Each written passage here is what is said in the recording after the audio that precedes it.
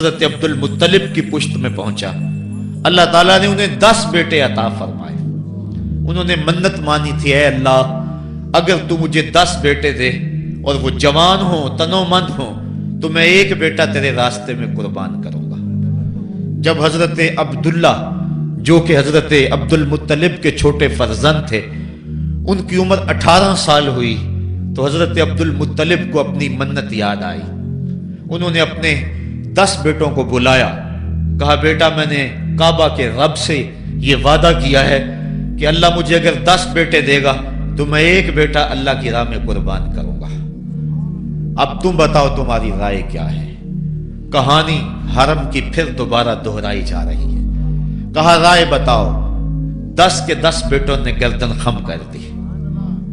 کہا ایک بیٹے کو ذبح کرنا ہے۔ کہا جس کو چاہو۔ کہا نہیں، میں قرعہ ڈالتا ہوں۔ جب قرعہ ڈالا تو حضرت عبداللہ کے نام قرعہ نکل آیا۔ فرشتے پھر دم بخود تھے، مالک تو نے اس کی پشت میں امانت رکھی ہے اور آج اس کو بھی ذبح کیا جائے گا۔ کائنات پر پھر کوہرام مچنے لگا۔ حضرت عبد المطلب آستینے چڑھا رہے ہیں، ہاتھ کے اندر چھری ہے۔ یہ خبر پورے مکے میں پھیل گئی، سارے سردار دوڑے آئے۔ کہا عبد المطلب یہ رسم تو نہ ڈالو، اس کا ادا کرنا مشکل ہو جائے گا۔ کہا میں نے کعبے کے رب سے یہ منت مانی تھی اور اللہ نے وہ منت پوری کر دی۔ اب میں تو جب قرعہ نکالا تو میرے اس فرزند کے نام قرعہ نکل آیا، میں اس منت کو ہر صورت میں پورا کروں گا۔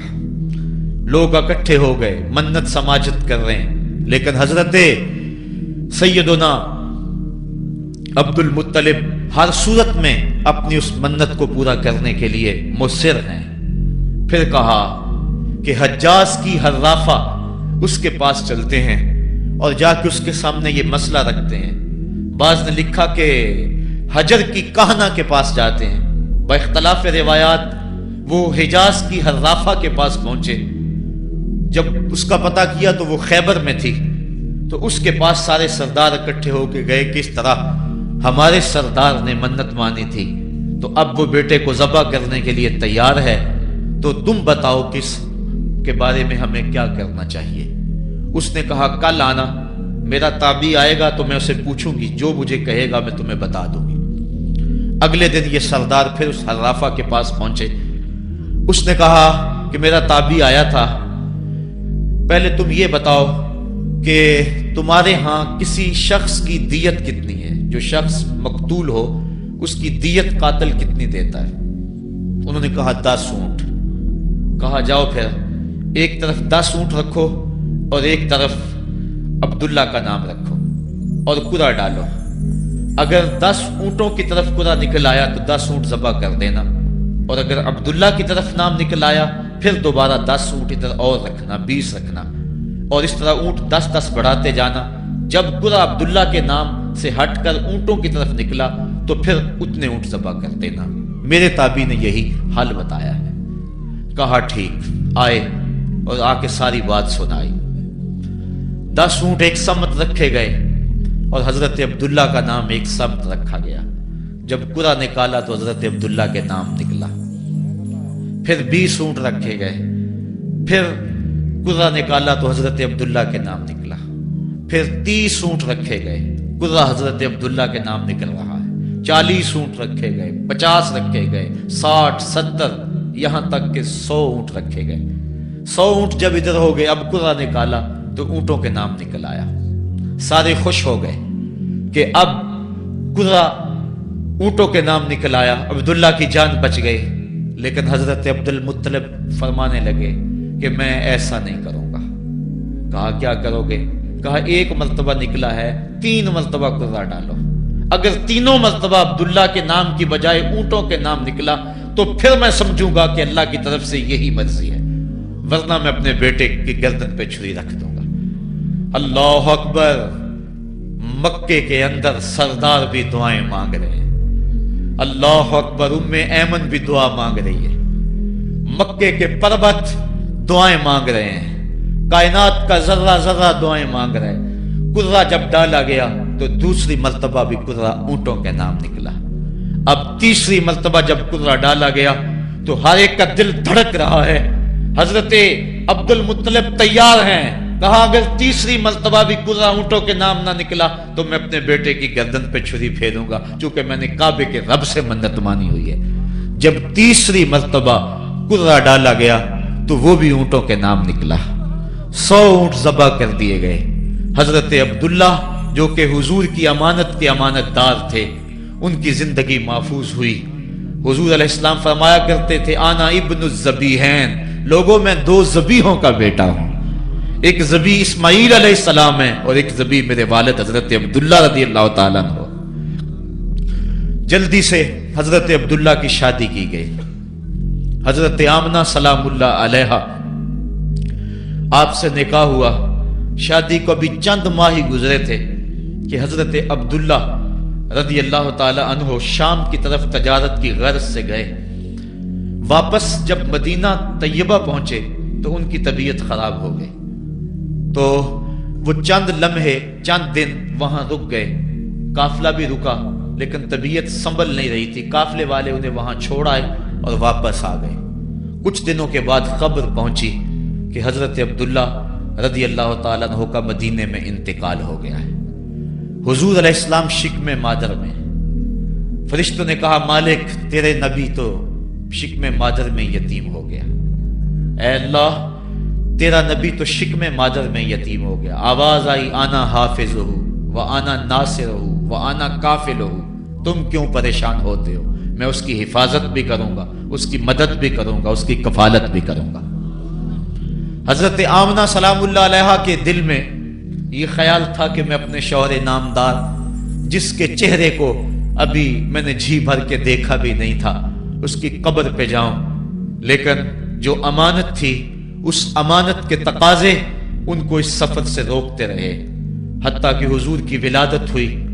آقا کریم کی عمر جب 6 سال ہوئی تو اب ان کے دل میں یہ جذبے اور یہ احساس اجاگر ہوا اور یہ جذبہ بڑھ گیا کہ میں جاؤں اور اپنے شوہر نامدار کی قبر پہ حاضر ہوں. حضرت آمنہ سلام اللہ علیہا آپ اپنے نونہال فرزند کو لے کر ام ایمن جو کہ حضرت عبداللہ کی کنیز تھیں ان کو لے کر آپ پہنچے مدینہ المنورہ. کچھ عرصہ گزارا.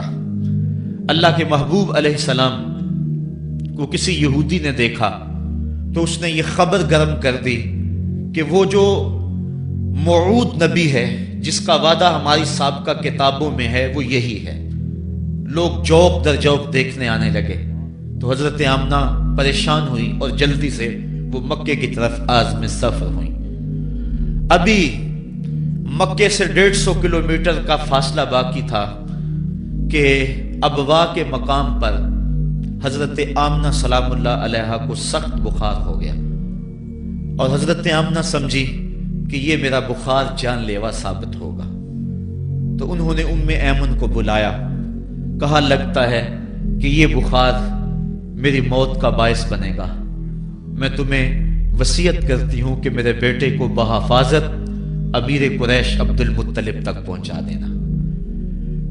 اور اس کے بعد حضور کو حضرت آمنہ نے بلایا، اپنے سامنے بٹھایا، سر پہ ہاتھ رکھا. حضرت آمنہ حضور سے کچھ باتیں کرنا چاہ رہی تھی. وادی ابوا کے اندر یہ منظر بڑا دلگداز تھا. حضرت آمنہ نے اب حضور کے سر پہ ہاتھ رکھا اور روتے ہوئے کہا، آنکھیں چھلکنے لگی. کہا بیٹا ہر نئی چیز نے پرانی ہو جانا ہے اور ہر باقی نے فنا ہو جانا ہے. میں بھی جا رہی ہوں وذکر باک و ولد تو تہرا، لیکن سنو میرا ذکر نہیں مٹے گا. میں تیرے جیسا پاکیزہ بیٹا چھوڑ کے جا رہی ہوں. یہ آخری لفظ تھے حضرت آمنہ سلام اللہ علیہا کے. اس کے بعد حضرت آمنہ سلام اللہ علیہا آخری ہچکی لی اور حضور سے ماں بھی جدا ہو گئی. آقا کریم علیہ السلام نے اپنی والدہ کو وہاں دفن کیا ام ایمن کے ساتھ مل کے جیسے بھی ہو سکا. وہ کیا کسی نے کہا تھا تجھے کن پھولوں سے ہم کفن دیں، تو جدا ہی ایسے موسموں میں ہوا جب درختوں کے ہاتھ پھولوں سے خالی تھے. آقا کریم کی آنکھیں چھم چھم برس رہی ہیں. حضرت ام ایمن حضور کو اپنے ساتھ چمٹا لیا اور مکہ المکرمہ پہنچ کے حضور کے دادا کے سپرد کیا۔ 2 سال تک وہ حضور علیہ السلام کو اپنی کفالت میں انہوں نے رکھا۔ کعبۃ اللہ کے سائے میں ان کی مسند بچتی تھی اور ان کے بیٹوں میں سے اور قوم کے کسی فرد کو یہ ہمت نہیں ہوتی تھی کہ اس مسند کے اوپر بیٹھے، دور ہٹ کے بیٹھتے تھے، لیکن حضور جب آتے تو اس مسند کے اوپر چڑھ کے بیٹھ جاتے۔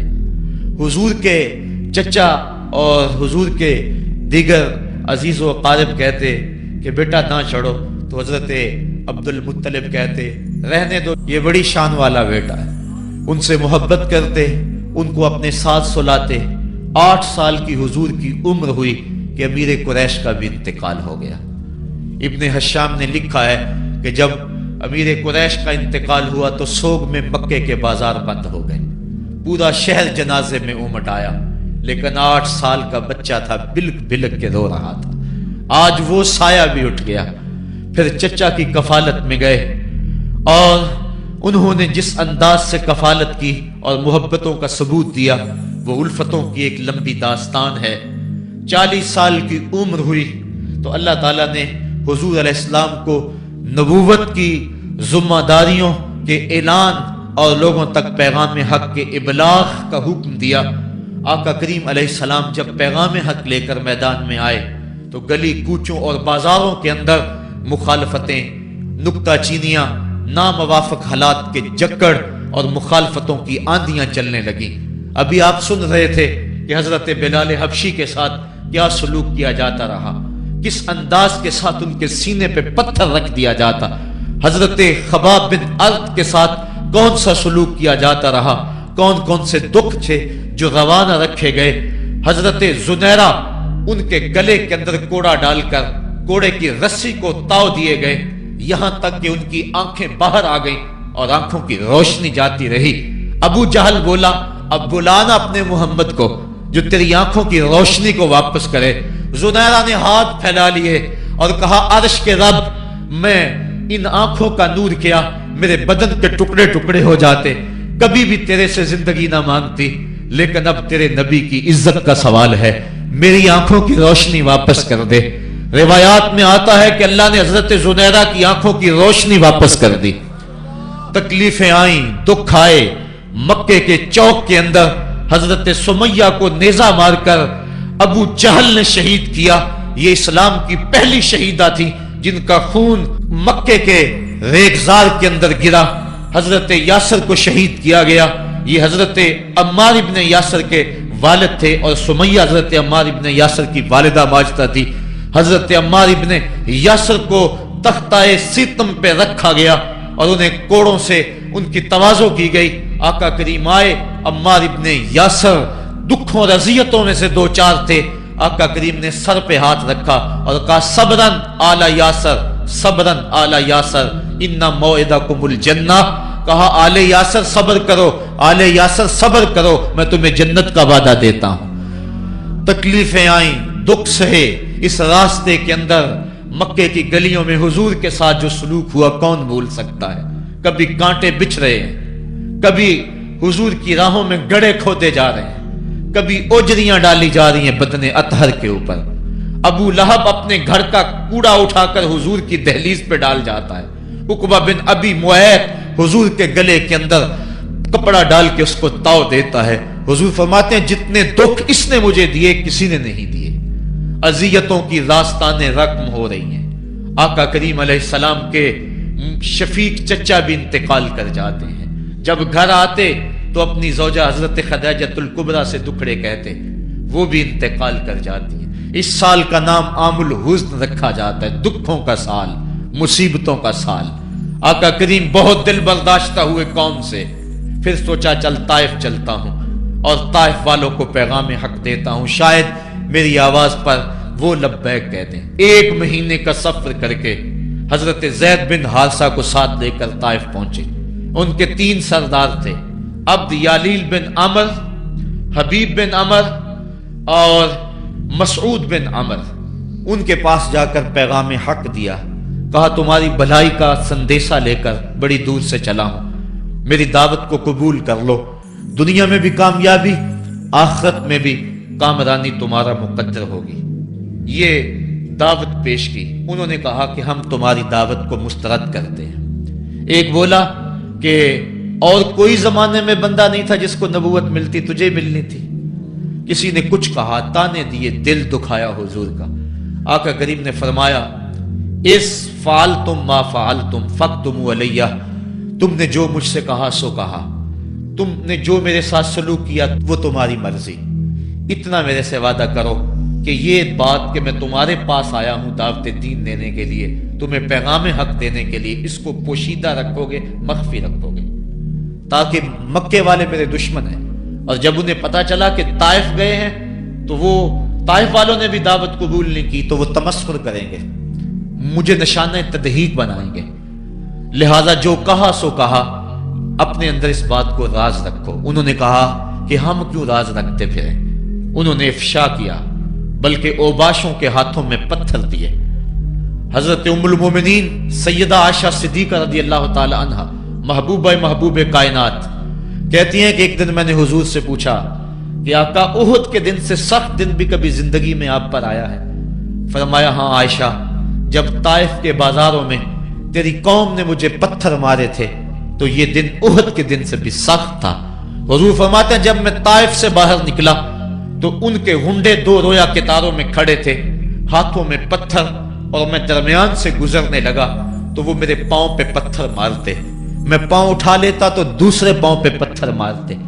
फिर मैं शिद्दत दर्द और एहसास कर्ब से बैठ जाता तो उनके दो गुंडे आगे बढ़ते, मुझे कंधों से पकड़ के उठाते और फिर मुझे पत्थर मारते। फरमाया, है आयशा, ये दिन उहुद के दिन से भी सख्त था जब तेरी कौम ने ताइफ के बाजारों में मुझे पत्थर मारे। आका करीम अलैहिस्सलाम उहुद के अंदर जब हुजूर के चचा शहीद हुए, वो दिन भी तारीख इस्लाम का दर्दनाक दिन है। आका के सर पे पट्टी बंधी हुई थी, आंखों में आंसू थे और बार बार पूछते थे, मा फाला अम्मी, मेरे चचा की बात सुनाओ। जब बताया गया हुजूर हजरत हमजा शहीद हो गए तो आका करीम उनकी लाश पे गए, देखा कि उनका पेट चाक है, उनकी नाक काट दी गई है, उनकी जुबान काट दी गई है, उनका दिल निकाल लिया गया है, उनकी आंखों में नेज़े चुभोए गए हैं और उनके कान काट लिए गए हैं। आका करीम की आंखों में अश्क थे और आका करीम, मा फाला अम्मी, मेरे चचा का क्या हुआ। आका करीम अपनी जुबान पर ये लफ्ज ला रहे थे। और फिर जब हजरत सफी आई और उनके पास दो कफन के टुकड़े थे, दो कफन के कपड़े थे, जब हजरत अमीर हमजा को कफन दिया जाने लगा, कहा 7 अंसारी की लाश पड़ी हुई है, कहा इन्हें भी कफन दो। मेरा हमजा 2 कपड़ों में और इसे 1 कपड़ा भी नसीब ना हो। मुहम्मद अदल करने आया है, इंसाफ करने आया है। अब जब कपड़े फैलाए गए तो एक कपड़ा लंबा था, एक कपड़ा छोटा था। अर्ज की हुजूर, ये जो बड़ा कपड़ा है ये अमीर हमजा रज़ी अल्लाह ताला अन्हु को दे दें और छोटा अंसारी को दे दें। कहा नहीं, मैं इंसाफ करने आया हूं, कुरा डाल लो, किसके हिस्से में कौन सा कपड़ा आता है। और जब कुरा डाला गया तो छोटा कपड़ा हजरत अमीर हमजा के हिस्से में आया और बड़े कपड़े में उस अंसारी सहाबी को कफन दिया गया। अब वो कपड़ा जब हजरत अमीर हमजा का सर ढांपते थे तो पांव नंगे हो जाते, पांव ढांपते तो सर नंगा हो जाता। आका करीम फरमाया, कपड़ा सर की तरफ कर दो और अजखर घास लेकर पांव की तरफ डाल दो। अल्लाह के महबूब अलैहिस्सलाम उस दिन इतने गमज़दा थे कि जब दोबारा मदीने पहुंचे तो हुजूर को पकड़कर खच्चर से सवारी से उठाकर हुजूर को जो है वो नीचे रखा गया। सख्त तकलीफ में थे, दुखों की जिंदगी, ताइफ के बाजार, फिर मदीने के अंदर जब वो माहौल आया, खूबसूरतियां आ गई, रोशनी आ गई, आसमान से हर दम नूर उतरने लगा। वो वक्त गया जब लोग पत्थर मारते थे, अब हुक्म हो गया, खबरदार मेरे नबी की आवाज से आवाज भी ऊंची नहीं करनी। खबरदार, तुमने मेरे नबी से कोई मसला पूछना है तो पहले सदका लो, फिर फकीर ढूंढो, फिर खैरात करो, फिर मेरे नबी की चौखट पे आओ। तुम्हें पता चले कि किस चौखट पे आ रहे हैं, किस दर पे आ रहे हैं। आका करीम अलैहिस्सलाम इस माहौल के अंदर घर में खुश हैं, आंगन में खुशियां हैं, फूल खिले हुए हैं। हजरत इब्राहीम अलैहिस्सलाम हुजूर के शहजादे हुजूर की रान पे बैठे हुए हैं। हजरत इमाम हुसैन भी दौड़ते दौड़ते आए और वो भी हुजूर की एक रान पे बैठ गए। हुजूर कभी हुसैन को देखते हैं, کبھی اپنے فرزند کو دیکھتے ہیں، کبھی حسین کو دیکھتے ہیں، کبھی حسین کے ماموں کو دیکھتے ہیں۔ حضرت ابراہیم اور حضرت امام حسین رضی اللہ تعالیٰ عنہ دونوں کو دیکھ کر اللہ کے محبوب خوش ہو رہے ہیں۔ فرشتہ نے اذن مانگا، آقا کریم نے اذن دیا۔ اس نے عرض کی حضور ان دو میں سے ایک کا اختیار ہے، ایک کو ایک کے بدلے میں قربانی دینا ہوگی۔ اب قربانیوں کی وہ حرم سے جو داستان چلی تھی وہ تسلسل ٹوٹنے نہیں پا رہا ہے، وہ تسلسل جاری ہے۔ حضور نے ایک نظر حضرت ابراہیم کو دیکھا اور پھر ایک نظر حضور نے حضرت امام حسین کو دیکھا، پھر حسین کو پکڑ کے سینے سے لگایا اور کہا میں اپنے اس بیٹے پہ اپنے اس بیٹے کو قربان کر رہا ہوں۔ چند دن کے بعد حضرت ابراہیم کا انتقال ہوا۔ حضور کو جب خبر پہنچی، آقا کریم کی آنکھیں آنسو برسا رہی تھی۔ وَأَيْنَ رسول اللہ تدمعان، حضور کی آنکھوں میں آنسو جاری تھے اور حضور اپنے بیٹے کے سرہانے بیٹھے، پیشانی پہ ہاتھ رکھا، کہا بیٹا آنکھیں رو رہی ہیں، دل غم زدہ ہے، لیکن زبان سے وہی کہوں گا جس سے رب راضی ہوگا۔ لیس منا من ضرب الخدود وشق الجیوب ودعا بدعوی الجاہلیہ، جو گریبان نوچتا ہے، منہ پہ تھپڑ مارتا ہے، سینہ کو بھی کرتا ہے، کہ ہمارے ساتھ اس کا کوئی تعلق نہیں ہے۔ آنکھوں کا غم اور دل کا غم رحمان کی طرف سے ہے، ہاتھوں کا غم اور زبان کا واویلا یہ شیطان کی طرف سے ہے۔ کہا بیٹا آنکھیں رو رہی ہیں، دل غم زدہ ہے، لیکن زبان سے وہی کہوں گا جس سے رب راضی ہوگا۔ اب امام حسین حضور کی گود میں کھیلتے ہیں، کبھی حضور اپنی زبان ان کے منہ میں دے رہے ہیں، کبھی حضور اس کو اپنے کندھوں پہ سوار کرا رہے ہیں۔ کسی صحابی نے کہا کتنی اچھی سواری ملی، کہا سواری دیکھ رہے ہو سوار بھی تو دیکھو۔ کبھی سجدے میں ہیں تو حسین پشت پہ آ کے سوار ہو جاتے ہیں، آقا سجدے کو طول دے رہے ہیں۔ حضرت اسامہ بن زید رضی اللہ تعالیٰ عنہ فرماتے ہیں رات کافی بیت چکی تھی، میں حضور کے در پہ گیا۔ صحابہ حضور کے در پہ چوکھٹ پہ دستک نہیں دیا کرتے تھے، حضور کی چوکھٹ پہ لگ کے بیٹھ جاتے، آقا کریم اپنی مرضی سے آتے، صحابہ دکھڑا کہہ لیتے، کہانی کہہ لیتے، جو پوچھنا تھا پوچھ لیتے۔ لیکن اگر کبھی حالت ناگزیر ہوتی، کبھی ایمرجنسی حالات بنتے، تو صحابہ اپنی انگلیوں کے پوروں کے ساتھ حضور کے دروازے پہ دستک دیتے۔ کانت تکرہ ابواب النبی بالاظافر، اللہ اکبر۔ حضور تشریف لائے، حضور سے حاجت کہی۔ یہ 14ویں صدی کی مصیبت ہے کہ نبی سے مانگنا نہیں چاہیے، اگر نبی سے نہیں مانگنا تو کس سے مانگے؟ اور کون سی چوکھٹ ہے جس در پہ جھولی پھیلائیں؟ کون سا دوارہ ہے جہاں کشکول پھیلا کے کہیں کہ ہماری جھولی بھر دی جائے؟ اور جتنے بھی سہارے ہیں سبک کرتے ہیں، عزت نفس بڑھاتا ہے سہارا تیرا، ہر آسرا ذلیل کرتا ہے، نبی کا آسرا بندے کو سر بلند کرتا ہے۔ حضرت اسامہ بن زید کہتے ہیں میری حاجت پوری ہو گئی، لیکن میں نے کیا ماجرا دیکھا، جب حضور گفتگو کر رہے ہیں، دوران گفتگو اللہ کے محبوب کمبل اوڑھ کے یوں ہی آ گئے تھے، حضور کے دائیں بائیں سے حرکت کا احساس ہوتا ہے، جس طرح اندر کوئی چیز ہے۔ میری حاجت پوری ہوئی تو مجھ سے نہ رہا گیا، میں نے پوچھ لیا، میں نے کہا بندہ نواز یہ کیا ماجرا؟ آپ کمبل اوڑھا ہوا ہے اور اندر سے کسی کی حرکت کا احساس ہے۔ فکشفہ، حضور نے کمبل کو کھول دیا۔ فائز الحسن والحسین علی وارکیہ، تو ایک پہلو سے امام حسن لپٹے ہوئے تھے، ایک سے امام حسین لپٹے ہوئے تھے۔ کہا یہ میرے بیٹے ہیں، یہ میری بیٹی کے بیٹے ہیں، اے اللہ میں ان سے پیار کرتا ہوں، تو بھی ان سے پیار کر، اور جو ان سے پیار کرے میرے مالک تو اس سے بھی پیار کر۔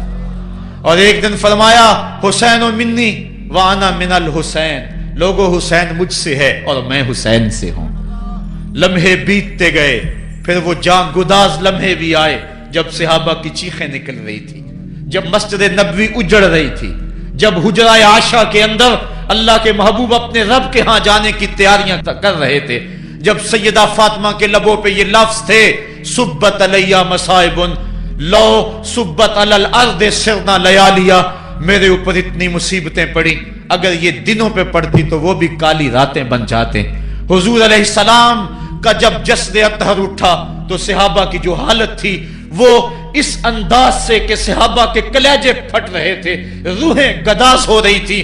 ایک ہاتھ اٹھا کے دعا مانگ رہا تھا، اللہم اذہب بصری حتی لا ارا بعد حبیبی محمد احدا، اے اللہ مجھے اندھا کر دے، مجھے اندھا کر دے، مجھ میری آنکھوں کی بینائی اچک لے، تیرا محبوب تہے مزار چلا گیا، میں نے آنکھوں کی روشنی کو کیا کرنا ہے۔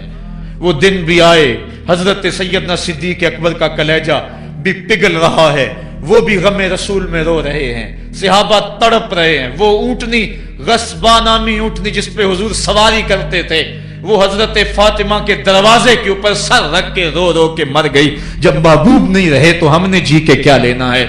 کائنات اجڑ گئی، جہان میں جو ہے وہ ہر سمت اندھیرا ہی اندھیرا چھا گیا، لیکن روشنی کے ٹمٹماتے ہوئے چراغ آج بھی روشن ہیں، جن کو دیکھ کر مصطفیٰ یاد آتے ہیں۔ لوگ ان شہزادوں کو دیکھ لیتے ہیں اور حضور کی یاد کو تازہ کر لیتے ہیں۔ وقت گزرتا گیا، پھر وہ لمحے بھی آئے کہ جب حضرت امام حسن کو زہر دیا گیا اور آپ کا کلیجہ کٹ کٹ کے کئی سو حصوں میں باہر آیا۔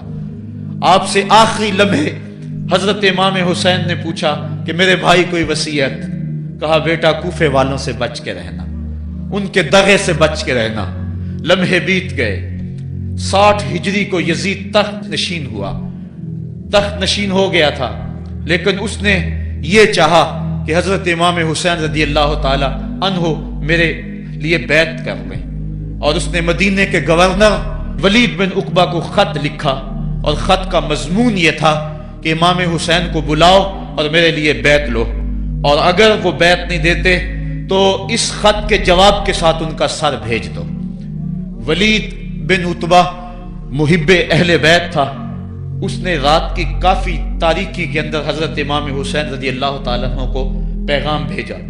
حضرت امام حسین نے حضرت عبداللہ ابن زبیر سے مشورہ کیا، انہوں نے کہا اس وقت گورنر کا بلانا خیر نہیں، صبح جائیں گے۔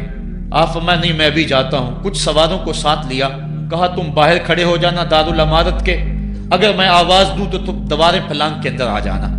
ولید بن عتبہ کے پاس امام حسین پہنچے، آپ نے کہا کہ سناؤ کیا معاملہ ہے؟ تو اس نے کہا کہ یہ خط ہے جو یزید نے بھیجا ہے۔ آپ نے فرمایا کہ میں صبح بتاؤں گا۔ ولید بن عتبہ نے کہا ٹھیک ہے۔ امام حسین پلٹنے لگے تو مروان بن حکم جو پاس بیٹھا ہوا تھا گورنر کے، کہنے لگا یہ چلے گئے تو دوبارہ ہاتھ نہیں آئیں گے، اب موقع ہے، اب ان کو پکڑ لو اور ان سے زبردستی بیعت لے لو۔ یہ بات حضرت امام حسین کے کانوں میں پڑی، آپ پلٹے، نیام سے تلوار نکالی، حیدری کچھار سے محمدی شیر نکل آیا، اور حضرت امام حسین رضی اللہ تعالیٰ عنہ نے اس وقت جو جملے کہے، تاریخ کے اوراق کے اندر وہ جملے محفوظ ہیں۔ حضرت امام حسین نے کہا ایھا الامیر، اے امیر تو جانتا نہیں ہم کون ہیں؟ انا معدن الرسالہ و مہبط الوحی و مختلف الملائکہ، میں وہ ہوں جس کے گھر میں جبریل آتا تھا، ہمارے گھر میں وحی اترتی رہی ہے۔ وَيَزِيدُ بْنُ الْمُعَاوِيَةِ رَجُلٌ فَاسِقٌ فَاجِرٌ قَاتِلُ النَّفْسِ مُعْلِنٌ بِالْفِسْقِ شَارِبُ الْخَمْرِ وَمِثْلُنَا لَا يُبَايِعُ، کہا اور یزید شرابی ہے، یزید مسلمانوں کا قاتل ہے، یزید فاسق مولن ہے، اے امیر میرے جیسا شخص چھپ کر بیعت نہیں کر سکتا۔ اللہ اکبر۔ حضرت امام حسین نے جب یہ بات کہی، جو باہر لوگ کھڑے تھے وہ بھی چاقو چوبند ہو گئے۔ اس نے کہا حضور آپ جائیے۔ مروان مشورے دیتا رہا، لیکن حضرت امام حسین کو گورنر مدینہ نے کہا کہ آپ جائیے۔ حضرت امام حسین رضی اللہ تعالیٰ عنہ واپس پلٹے۔ حضرت امام حسین کی ہمشیرہ سیدہ زینب انتظار کر رہی تھی بھائی کا۔ پوچھا کیا ماجرا ہے؟ کہا حالات بگڑ گئے، اب ہمارا مدینے میں رہنا محال ہے، صبح سحری سے قبل شہر مدینہ چھوڑ دیں۔ اللہ اکبر، ورنہ ہمارے خون سے نبی کا حرم لالا زار بنے گا۔ حضرت امام حمام رضی اللہ تعالیٰ عنہ نے اہل بیت کی مشاورت سے یہ فیصلہ کر لیا۔ کجاوے کسے جانے لگے، سامان تیار ہو گیا۔ حضرت محمد بن حنفیہ کو کہا کہ تم یہاں رہو اور تم خبر پہنچانا کہ پیچھے کیا ماجرے ہوتے ہیں، اور مکے کی طرف میں سفر کر رہا ہوں۔ کہانی لمبی ہو رہی ہے اور وقت کے دامن میں اتنی گنجائش نہیں ہے کہ پھر کس طرح شہر مدینہ چھوڑا ہوگا. حاجی جاتے ہیں 8 دن اور 8 دن کے بعد مدینہ چھوڑتے ہیں. ان سے کوئی پوچھو کہ مدینہ چھوڑنا کتنا مشکل ہے. وہ کیا کسی حاجی کو لوگ مبارک دے رہے تھے؟ اس نے کہا تھا مبارک دے رہے ہو دوستو حج و زیارت کی، میرا غم بھی تو دیکھو، میں مدینہ چھوڑ آیا ہوں. جو 8 دن مدینہ رہتا ہے اس سے مدینہ چھوڑا نہیں جاتا جس کی ولادت مدینے میں ہوئی. جو کھیلتا تھا تو مدینے کی گلیوں میں، جس کے گھر کا دروازہ مسجد نبوی میں کھلتا تھا، اس حسین کو مدینہ چھوڑنا قیامت ہوگی. شہر مدینہ چھوڑا. حضرت امام حسین رضی اللہ تعالیٰ عنہ مکہ المکرمہ پہنچے. وہاں رمضان گزرا، حالات وہاں بھی بگڑتے گئے. مسلسل خط آتے رہے کوفے سے. کہانی طویل ہے. 8 ذو الحج کو حضرت امام حسین رضی اللہ تعالیٰ عنہ کوفے کی طرف عازم سفر ہوئے. حضرت عبداللہ ابن عمر، عبداللہ ابن عباس رضی اللہ تعالیٰ عنہما اور دیگر صحابی ہاتھ جوڑ کے کھڑے ہو گئے. بلکہ حضرت عبداللہ ابن عباس نے تو یہاں تک کہہ دیا کہ میں دیکھ رہا ہوں کہ وہاں تمہیں شہید کیا جائے گا، آپ اگر ضرور جاتے ہیں تو ان بچوں کو چھوڑ دیں.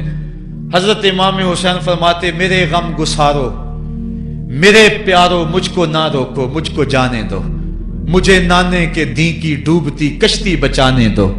میں جاتا ہوں کہ دنیا پر وفا کا نام رہ جائے، میں رہوں نہ رہوں پر عظمت اسلام رہ جائے. میں نہیں جاتا تو نبی کے گھر کی آن جاتی ہے. لوگوں تمہارا دین جاتا ہے، میری غیرت ایمان جاتی ہے. کہا مجھے جانا ہوگا. 8 ذو الحج کو لوگ کعبہ کی طرف آ رہے ہیں اور کعبہ دلہن کی طرح سنورا ہوا ہے. طواف کرنے والوں کا جھرمٹ ہے. حاجی حج کرنے آ رہے ہیں لیکن حضرت امام حمام کسی اور حج کی تیاری کر رہے ہیں. کسی نے کہا حج تو کر جائیں، اتنی مرتبہ مدینے سے پیدل چل کے آئے اور آج تو مکہ المکرمہ میں موجود ہیں. کہا پیچھے ہٹو، جو حج میں کرنے جا رہا ہوں وہ نوکھا ہوگا، وہ نرالا ہوگا. تم بھی طواف کرو گے، میں بھی طواف کروں گا. تم طواف کعبۃ اللہ کا کرو گے اور میں خیموں کا طواف کروں گا. ایک حج تمہارا ہے، ایک حج میرا ہے. تم بوسے لوگے کس کے حجر اسود کے؟ میں اپنے فرزند کا منہ چوموں گا. لوگوں ایک طواف تمہارا ہوگا، ایک طواف میرا ہوگا. تم آب زمزم پیو گے، میں پیاسا رہوں گا. اور تم کبھی صفا پہ کبھی مروہ پہ دوڑو گے، میں کبھی علی اکبر کی لاش اٹھانے جاؤں گا، کبھی میں قاسم کی لاش اٹھانے جاؤں گا، کبھی اون محمد کے تڑپتے ہوئے لاشوں کو اٹھانے جاؤں گا. لوگوں ایک حج تمہارا بھی ہے، ایک حج میرا بھی ہے. جب تم حج کر لو گے تمہاری سائی مکمل ہو جائے گی تو تم سر مڈا کے احرام کھول دو گے، اور جب میری سائی مکمل ہو جائے گی تو میں سر کٹا کے احرام کھول دوں گا. تم سفید احرام پہنو گے، میں سرخ احرام پہنوں گا. اور وہ حج قیامت تک کے آنے والے حجوں کی آبرو ہوگا. حسین اگر نہ شہید ہوتا تو آج گھر گھر یزید ہوتا. اسلام کی عظمت عیاں نہ ہوتی، خدا کے گھر میں اذان نہ ہوتی. بار الہا نوحہ سناتا پھرتا، تا روز جزا اشک بہاتا پھرتا. امداد نہ کرتے اگر کربلا میں حسین، اسلام تیرا ٹھوکریں کھاتا پھرتا. کربلا کی تپتی ہوئی ریگزار میں حضرت امام حسین نے جبر و ظلم کے خلاف جس قوت سے کھڑے ہو کر عظیمت کی داستان رقم کی. 10 محرم کا دن تھا، جمعے کا یوم سعید تھا. بیچ کربلا کے میدان میں دوپہر کے وقت جب نبی کا خاندان اجڑ رہا تھا، ایک ایک کلی اس چمن کی کٹ رہی تھی. 72 افراد 22,000 کے لشکر جرار کے مقابلے میں کھڑے تھے. وہ یزید جس نے اس کے علاوہ بھی بڑے جرم کیے، جس نے جو ہے وہ 1700 صحابہ کو مکہ المکرمہ میں شہید کیا، جس نے 700 حفاظ کرام کو شہید کیا، جس نے حضرت ابو سعید خضری کی داڑھی نوچ لی، جس نے مدینے کے اندر مسجد نبوی کے اندر گھوڑے باندھے، جس نے جو ہے وہ 3 دن تک مسجد نبوی کے اندر اذان نہ ہونے دی، وہ یزید آج کربلا کے تپتے ہوئے ریگزار کے اندر آل رسول کے ساتھ ظلم کی وہ داستان رقم کر رہا تھا کہ قیامت تک آنسو سسکیاں نہیں تھمنے پائیں گی. یزید مر گیا اس کا نام مٹ گیا، اس کا تشخص مٹ گیا، لیکن حسین کا نام آج بھی زندہ ہے، اس کا پیغام آج بھی زندہ ہے۔ یہ ہزاروں کا مجمع، یہ امٹتے ہوئے محبتوں کے جذبات، یہ آنکھوں کا آنسوؤں کا خراج دینا، کیا یہ حسین ابن علی کی زندگی کی دلیل نہیں ہے؟ کون ہے جو یزید کا نام لیتا ہو؟ آج اگر کوئی یزید کا نام لیتا بھی ہے تو سر جھکا کے لیتا ہے۔ میں کہتا ہوں کیسا تمہارا لیڈر ہے جس کا نام لینے سے قبل شرمندہ ہوتے ہو، جس کا نام لیتے ہوئے شرمندہ ہوتے ہو، جس کا نام لینے کے بعد پسینہ پسینہ ہوتے ہو۔ تم اپنے قائد اور لیڈر کا نام لیتے جھجکتے ہو، گردن جھکا کے دائیں بائیں دیکھ کے نام لیتے ہو، اور جب ہم نام اپنے آقا کا لیتے ہیں سر اٹھا کے لیتے ہیں۔ اے حسین ابن علی تم پر سلام۔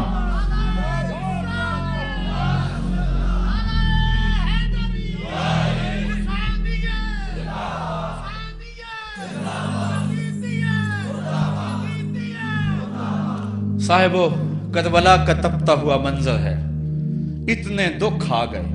حضرت سری سختی رضی اللہ تعالیٰ عنہ فرماتے ہیں کہ اللہ تعالیٰ نے جب کائنات کو بنایا، انسانوں کو تخلیق کیا، تو انسانوں کو پوچھا بتاؤ تم میرے ہوگے؟ سب نے کہا مالک ہم تیرے ہیں۔ لیکن جب دنیا کو پیدا کیا تو 9 حصے دنیا کی طرف ہو گئے، 1 حصہ اللہ کی طرف رہ گیا۔ پھر جب عقبہ کو پیدا کیا جو 10واں حصہ تھا، اس میں 9 حصے پھر آخرت کی طرف ہو گئے، جنت دوزخ کے لالچ میں ہو گئے، اور 1 حصہ صرف کہنے لگا نہ ہم جنت کو دیکھتے ہیں نہ دوزخ کو دیکھتے ہیں، مالک ہم تو تجھے دیکھتے ہیں۔ پھر جب اللہ تعالیٰ نے بلاؤں کو پیدا کیا، آزمائش اور امتحانوں کو پیدا کیا، تو 10ویں حصے کے اس 10ویں حصے میں پھر 9 حصے جو ہے وہ ہٹ گئے۔ 1 حصہ ایسا تھا جس نے گردن جھکا کے کہا زمین و آسمان کی بلائیں بنا کے ہمارے گلے کا توق بنا دے، تیرے راستے سے نہیں ہٹیں گے۔ کربلا کے تپتے ہوئے ریگزار میں وہ منظر رقم ہونے والا ہے۔ ایک قربانی منا میں ہوئی تھی، غریب و سادہ اور رنگی ہے داستان حرم، نہایت اس کی حسین اور ابتدا ہے اسماعیل۔ وہاں دمبا آ گیا، آگے 100 اونٹ آ گئے، اور آج اللہ اکبر، حضرت امام حسین کربلا کے تپتے ہوئے ریگزار میں 22,000 کے لشکر کے سامنے کھڑے۔ کہا لوگو میرا حق پہچانو، میرے خون سے اپنے ہاتھ نہ رنگو، مجھے پہچانتے ہو کہ میں کون ہوں؟ کہا لوگو جلدی نہ کرو، میرے حق کو پہچانو۔ اس وقت روئے زمین پر کسی نبی کی بیٹی کا بیٹا موجود نہیں ہے، لوگو میرے راستے سے ہٹ جاؤ اور میرے خون سے اپنے آپ کو ابدی بدبختیوں کا شکار نہ کرنا۔ بلکہ آپ نے نام لے لے کے فرمایا کہ اے زید بن حارث، اے ابن دبی، اے ابن جبیر، اے فلاں فلاں، نام لے کر کہا تم نے خود ہی خط لکھے تھے؟ انہوں نے کہا ہم خط نہیں لکھے۔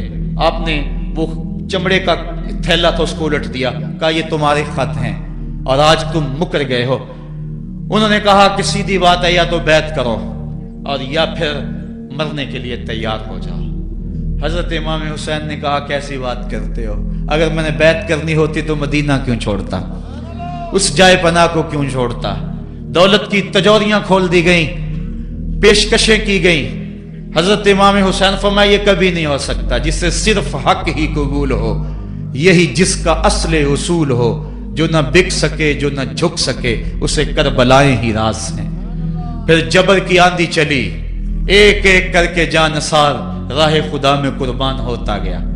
پھر خاندان نبوت کی باری آئی، حضرت علی اکبر، حضرت امام حسین کے جوان سال بیٹے راہ خدا میں جان پیش کرتے ہیں، بھتیجے قاسم رضی اللہ تعالیٰ عنہ جان قربان کرتے ہیں، حضرت عباس کے قلم ہوتے ہیں بازو، جو خود جا سکتے تھے وہ خود قربانی پیش کرتے ہیں۔ اور صاحبو اب یارہ نہیں، جو خود جا نہیں سکتے تھے آپ خود ہاتھوں پہ اٹھا کے فرات کے کنارے پہ لے جاتے ہیں۔ کہا جو آ سکتے تھے وہ تو قدموں پہ چل کے آ گئے، اور جو قدموں پہ نہیں چل سکتے تھے میں انہیں اٹھا کے لے آیا ہوں۔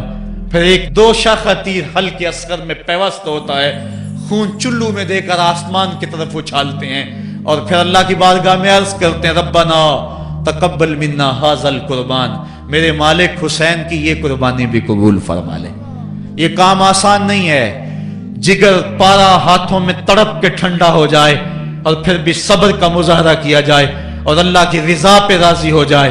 अब हजरत इमाम हुसैन रजी अल्लाह ताला अन्हु तन्हा रह गए, एक एक को रुखसत कर रहे थे शहादत का दूल्हा बनाकर, लेकिन अब इमाम हुसैन को रुखसत करने वाला कोई मौजूद नहीं है। आप घोड़े पे सवार हुए, मैदान करबला की तरफ फेर लगाई।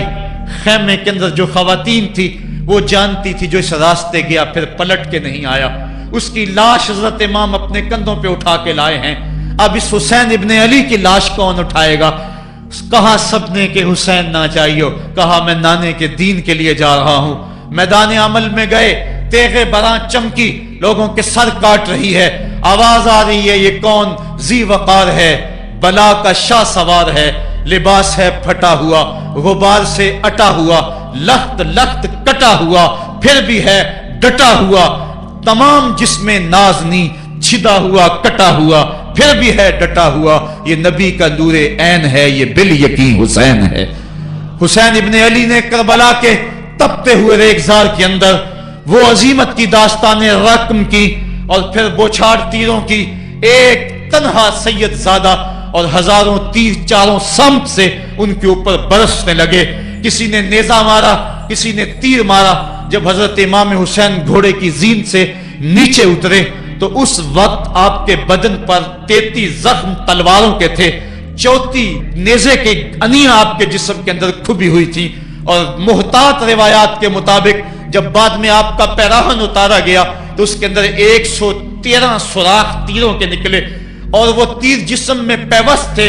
और जब घोड़े की जीन से फर्शे जमीन पर गिरे, लगा जिस तरह रेहल से कुरान गिर गया हो। हजरत इमाम हुसैन रज़ी अल्लाह ताला अन्हो जब घोड़े की जीन से फर्शे जमीन पर गिरे तो वो जो तीर जिस्म में खुबे थे वो और पैवस्त हो गए, खूने मुश्कबू रेत के जर्रों पे बहने लगा। गोया इस्लाम का दिल धरती के ऊपर है, कायनात राशे में आ गई, करबला की धरती का कलेजा कांप रहा है। हजरत उम्मे सलमा को हुजूर ने करबला की मिट्टी दी, कहा जब ये खून बन जाए तो समझ लेना कि मेरा हुसैन शहीद कर दिया गया है। वो मदीने के अंदर ख्वाब देखती हैं कि आका करीम अलैहिस्सलाम दाढ़ी मुबारक के अंदर गर्द मुबारक पड़ी हुई है और बाल उलझे हुए हैं, घबरा के उठ खड़ी हुई कि क्या माजरा है। और जल्दी से उस शीशी को देखा तो वो शीशी का जो मिट्टी रखी हुई थी वो खून बन गया था। और आपने कहा अहले मदीना सुन लो, हजरत इमाम शहीद कर दिए गए हैं।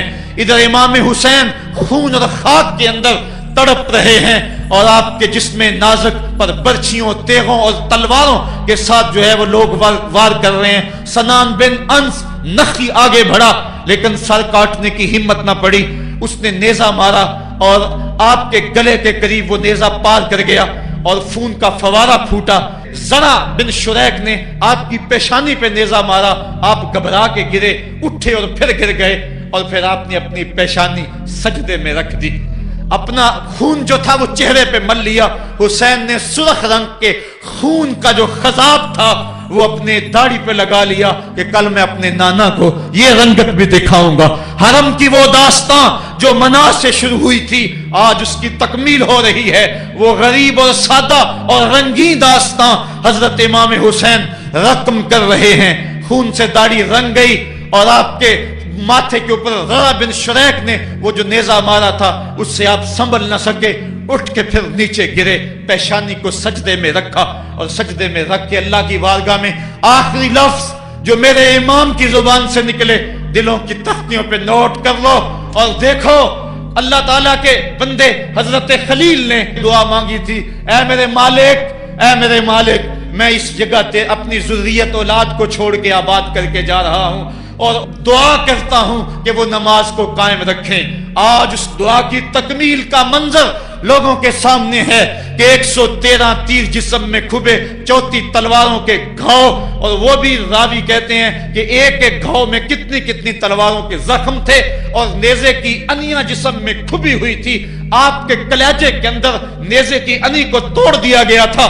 इस मौके पे हजरत इमाम हुसैन रज़ी अल्लाह ताला अन्हु ने अपने आप को संभाल के पेशानी को रेत के ऊपर रखा और अल्लाह की बारगाह में आखिरी लफ्ज हजरत इमाम हुसैन के लबों पे जो मचले, खून निकल रहा था اور खौली बिन यजीद आगे बढ़ के सरे अनवर को जुदा करने की तैयारियां कर रहा था। सनान बिन अंस आगे बढ़ा लेकिन कपकपा के पीछे हो गया। खौली बिन यजीद आगे बढ़ा, वो भी पीछे हो गया। फिर शिमर आया और शिमर आपके जिस्म नाज़क के ऊपर बैठ गया। हजरत इमाम हुसैन ने जब देखा तो इसके बदन के ऊपर बरस के फुलपैरी के निशान थे। तो हजरत इमाम हुसैन की जुबान से निकला, सदकल्लाहु व सदक रसूलुल्लाह, मेरे आका मेरे अल्लाह ने सच कहा। उसने कहा क्या सच कहा? कहा एक दिन मैं हुजूर की खिदमत में हाजिर था तो हुजूर ने फरमाया था, मैं देख रहा हूं एक चतकबरा कुत्ता मेरी औलाद के खून में मुंह मार रहा है। आज मैं देख रहा हूं कि मुस्तफा करीम का वो फरमान जो है वो पूरा हो रहा है। वो गुस्से में आया। इमाम जल्दी अपनी पेशानी सजदे में रखी और अल्लाह की बारगाह में इमाम के आखिरी लफ्ज़ थे, अल्लाहुम्मा रज़न बिक़ज़ाए का व सब्रन अला बलाए का तस्लीमन ले अमरे का, सुबहान रब्बियल आला, सुबहान रब्बियल आला, सुबहान रब्बियल आला। मालिक, भाई, बेटे, भतीजे, भांजे, जानसार, आयानो अंसार सब कुछ लटा के, अब्बास के बाजू कटा के, जो जा सकते थे उन्हें भेज के, जो जा नहीं सकते थे खुद उठा के ले जा करके, अब्बास के बाजू कलम करवा के, ये खेमे के अंदर बच्चियां यतीम हो गई हैं, सुहाग उजड़ गए हैं। मेरे मालिक, सब कुछ लुटा के नबी का घर उजड़ गया, एक एक पत्ती गिर गई। जिनको बुलाया गया था आज उनकी मेजबानी तीरों, तलवारों और नेजों से हुई। लेकिन मालिक, तू देखा मेरी जुबान पे हाय नहीं आई, मैंने उफ तक नहीं की, जख्म पे जख्म खा के जी, खूने जिगर के घूंट पी, आह ना कर लबों को सी। ये इश्क है, ये दिल लगी नहीं, ये मोहब्बत है। यहां लोग मसलूब भी होते हैं, यहां लोग सूली भी चढ़ते हैं। हुक्म होता है खबरदार, अगर आह भी की तो साबरों से नाम काट दूंगा। कहा मालिक, अल्लाहुम्मा रज़न बेक़ज़ाए का, जो तकदीर थी मैं उस पर राजी हो गया। वह सब्रन अला बलाए का, मालिक तूने देखा मैंने सब्र भी किया। तस्लीमन ले अमरे का, मुझे मालिक एतराज भी कोई नहीं, जो तेरा हुक्म था मैंने उसको तस्लीम भी कर लिया। सुबहान रब्बियल आला, मालिक तू बड़ा है, तू बड़ा है। हुसैन सब कुछ लटा के, बच्चे कटा के, बाजू कटा के, घर उजाड़ के मालिक तेरी बारगाह में हाजिर हो रहा है और इतना कुछ करने के बावजूद भी तेरे पे राजी है। मेरे मालिक तू भी बता, तू भी हुसैन पे राजी हुआ है या कि नहीं हुआ है? तू भी हुसैन पे अब राजी हुआ है कि नहीं हुआ? आवाज आई, इस प्यासे पर अली शेरे खुदा को नाज है, इस नवासे पर मोहम्मद मुस्तफा को नाज है। औरों ने भी सजदे किए पर इसका जब अंदाज है, इसने वो सजदा किया जिस पर खुदा को नाज है। ए हुसैन इब्ने अली तुम पर सलाम, मेरे साथ मिलके कह दो, ए हुसैन इब्ने अली तुम पर सलाम, ए हुसैन इब्ने अली तुम पर सलाम। यही वक्त था जब खानदान नबूवत लुट रहा था, दोपहर का वही समा, वही लम्हे। इन हवाओं को हाथ जोड़ के कहो हमारा सलाम करबला वाले आका के हुजूर पहुंचा दे और अर्ज करो, ए हुसैन इब्ने अली तुम पर सलाम, नाज़िशे आले नबी तुम पर सलाम, तुम पे लाखों रहमतें लाखों सलाम।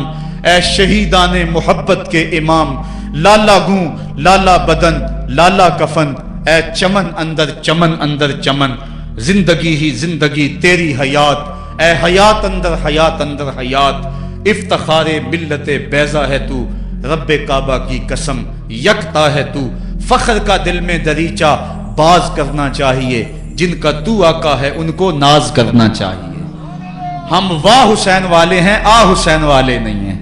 वाह हुसैन तेरी अजमतों को सलाम। को हमालिया का कलेजा भी फट जाता, शक हो जाता, लेकिन इतने जख्म कलेजे पर जवां बेटे की लाश को कंधों पे उठा के लाना कोई मजाक तो नहीं है।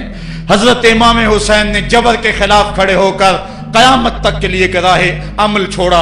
हजरत इकबाल खिराज पेश करते हैं, आ इमाम आशिकां पूरे बतूल, सर्वे आजादे दबिस्ताने रसूल। अल्लाह अल्लाह बाए बिस्मिल्लाह पिदर, मानाए जिब्हे अजीम आयत बसर। सुरखरू इश्के गयूर अज खूनेऊ, शोखिए ई मिसरा अज मजमूनेऊ।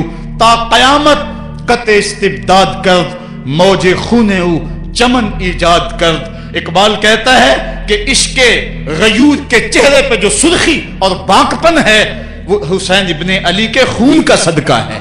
कयामत तक के लिए जबर के खिलाफ جتنی بھی قومیں اٹھیں گی اور جتنے بھی لوگ میدان عمل میں آئیں گے، میں ہر سال کہا کرتا ہوں کہ سب کا قائد حسین ابن علی ہوگا۔ مہاتما گاندھی نے جب اپنی قوم کو کہا برطانوی سامراج کے خلاف کھڑے ہو جاؤ، اور قوم سے خطاب کرتے ہوئے مہاتما گاندھی ہندو نے کہا کہ تم کہو گے وہ حکومت جس کی سلطنت میں سورج طلوع اور غروب بھی ہوتا ہے، اس سے ٹکرانا حماقت ہے، خودکشی کرنے کے مترادف ہے، لیکن اس کے باوجود میں کیوں کہہ رہا ہوں کہ اس سامراج کے خلاف کھڑے ہو جاؤ؟ مہاتما گاندھی نے کہا تھا اس لیے کہ میرے سامنے حسین ابن علی کا کردار موجود ہے۔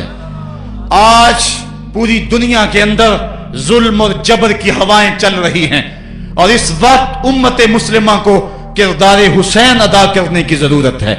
اگر ہم نام حسین ابن علی کا لیں اور کرتوتیں اور لچھن سارے یزید والے ہوں تو یہ لفظ لفظ، حرف حرف اور قدم قدم حضرت امام حمام سے منافقت ہے۔ آؤ اگر میں نام حسین لیتا ہوں تو گھر بھی اجڑ جائے، حق کا پرچم کبھی نہ گرنے دوں۔ میں اور آپ اس عزم کے ساتھ میدان عمل میں اتریں۔ ادارۃ المصطفیٰ کسی تنظیم کا نام نہیں، یہ ایک فکر کا نام ہے، ایک تحریک کا نام ہے، ایک مشن اور ایک انقلاب کا نام ہے، یہ روحوں میں ہلچل پیدا کرنے کے جذبوں کا نام ہے، یہ مصطفیٰ کریم کے در پہ سلامی دینے کا نام ہے، یہ اپنا سب کچھ مصطفیٰ جان رحمت پہ قربان کر دینے کا نام ہے۔ آؤ ادارۃ المصطفیٰ کے پلیٹ فارم پہ آپ میدان عمل پہ نکلیں۔ حضرت امام حسین نے اسلام کے گرتے ہوئے پرچم کو تھام لیا، اور جبر کی آندھیوں کے مقابلے کے اندر بھی اس پرچم کو خم نہیں ہونے دیا۔ آج میں اور آپ ان کا مشن، ان کی فکر لے کر میدان عمل میں نکل آئیں، قرآن کا پھریرا بنا کر، قرآن کا پرچم ہی سینوں میں تھام کر، اہل بیت کی محبت اپنے سینوں میں لے کر میدان عمل میں نکلیں اور قرآن کی دعوت گھر گھر دیں۔ اور اب رکنا نہیں، اب تھمنا نہیں، فردوس میں جا کے دم لینا، آفاق کے ہر ہر گوشے میں قرآن سنا کے دم لینا۔ اب یہ اٹھنے والے قدم آگے بڑھتے رہیں۔ یہ درس قرآن کا جو قافلہ ملک کے طول و عرض کے اندر روا دوا ہے، اس میں ایک جوش پیدا ہو جائے اور اس کے اندر ایک انقلاب پیدا ہو جائے۔ کوئی گھر ایسا نہ رہے، کوئی بستی ایسی نہ رہے، کوئی کان ایسا نہ رہے جس کان تک قرآن کا نغمہ نہ پہنچنے پائے۔ ادارۃ المصطفیٰ کے جوان سال مبلغ گلی گلی کوچے کوچے پھیل جائیں، اور جو داعی ہیں، دعوت دینے والے ہیں، اگر وہ خود پیغام پہنچا سکتے ہیں تو اسحد بلال عند اللہ اشہد، بلال کی اسحد بھی اللہ کو قبول ہے۔ وہ ٹوٹے پھوٹے لفظ لے کر میدان عمل میں نکل آئیں، ورنہ وہ سیڈیز لے لیں، وہ اور کتب لے لیں، وہ دین کا نعرہ لے لیں، وہ پیغام حق لے لیں، اور گلی گلی کوچا کوچا اسوہ شبیری اور نام حسین کی دہائی دیتے چلے جائیں۔